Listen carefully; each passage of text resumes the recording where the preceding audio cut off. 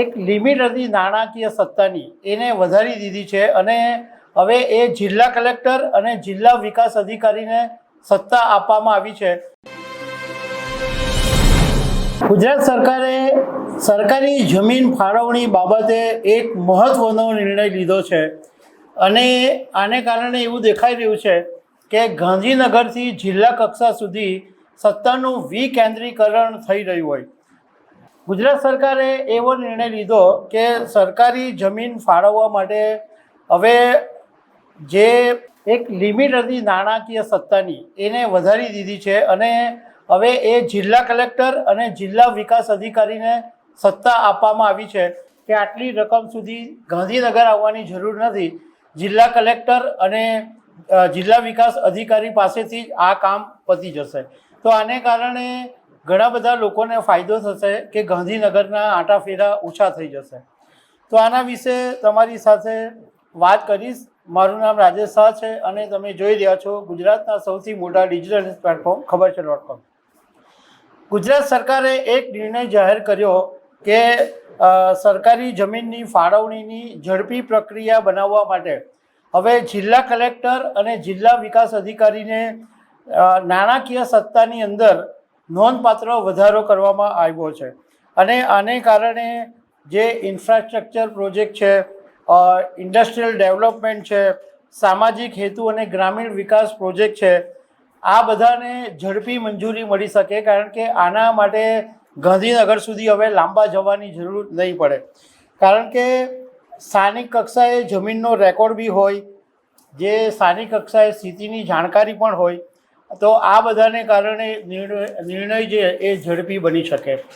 હવે જે જમીનો માટે સરકારે નોંધપાત્ર ફેરફારો કર્યા છે મંજૂરી માટે, એમાં જે હેતુ પહેલાં હતા કે રાજ્ય સરકારના બોર્ડ કોર્પોરેશન 2 હેક્ટર સુધી 15 લાખની મંજૂરીની સત્તા હતી, એ હવે વધારીને 1 કરોડ કરી દેવામાં આવી. કેન્દ્ર સરકારના વિભાગ માટે 1 હેક્ટર સુધી 15 લાખની સત્તા હતી, એ વધારીને 50 લાખ કરી.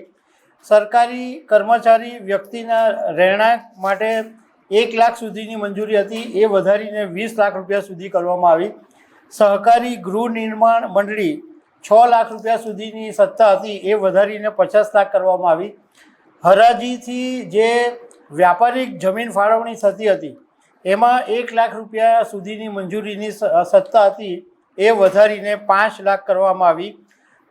સહકારી ગોડાઉન અને અન્ય સંસ્થાઓ માટે 3 લાખની મંજૂરીની સત્તા હતી, જે વધારીને 15 લાખ કરવામાં આવી.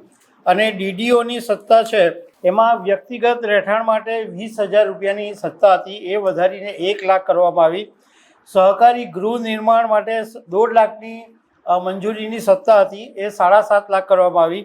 અને દૂધ મંડળીઓ, ગ્રામ્ય ગ્રીડ, ગોડાઉન, એ બધા માટે 20,000ની સત્તા હતી, એ વધારીને 1 લાખ રૂપિયા કરવામાં આવી. રાજ્ય સરકારના બોર્ડ કોર્પોરેશન અને ભારત સરકારના ખાતાઓને જમીન ફાળવણીના કિસ્સામાં કલેક્ટર દ્વારા ઇન્ટિમેશન જનરેટ કર્યા બાદ કબજા કિંમત અથવા પ્રીમિયમની રકમ 90 દિવસમાં ભરપાઈ ન થતી હોય તો જિલ્લા જમીન મૂલ્યાંકન સમિતિની 3 વર્ષની અવધિ પૂર્ણ નહીં થાય ત્યાં સુધી મુદત વધારવાની સત્તા પણ કલેક્ટરને આપવામાં આવી છે. આ આખી વાતને તમને હું થોડીક સામાન્ય અને સરળ ભાષામાં સમજાવું તો, ધારો કે કોઈ સરકારી જમીન છે કે જ્યાં શાળા, હોસ્પિટલ, સરકારી કચેરી, ગ્રામ પંચાયત કે અન્ય પ્રોજેક્ટ માટે જો હેતુ માટે ફાળવવાની હોય, તો અત્યાર સુધી એવું હતું કે ગાંધીનગર સુધી આંટાફેરા મારવા પડતા હતા, જુદા જુદા વિભાગમાં મળવાની જરૂર પડતી હતી. કારણ કે આખરી જે સત્તા હતી એ રાજ્ય સરકારના મહેસૂલ વિભાગ પાસેથી હતી અને મહેસૂલ વિભાગ કે અન્ય વિભાગો પાસે તમારે આંટા ફેરવા મારવા પડતા હતા.